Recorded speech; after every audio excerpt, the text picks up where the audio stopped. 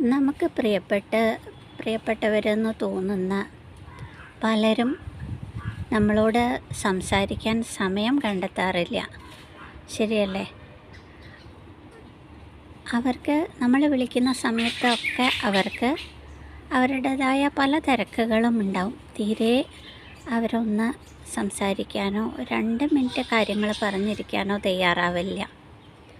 പക്ഷെ നിങ്ങൾ ശ്രദ്ധിച്ചിട്ടുണ്ടോ, അവർക്ക് എന്തെങ്കിലും ആവശ്യം ഉണ്ടെങ്കിൽ അത് മുൻകൂട്ടി കണ്ട് അവരൊരാഴ്ച മുന്നേ മിണ്ടി തുടങ്ങും, അല്ലെങ്കിൽ 2 ദിവസം മുന്നേ മിണ്ടി തുടങ്ങും.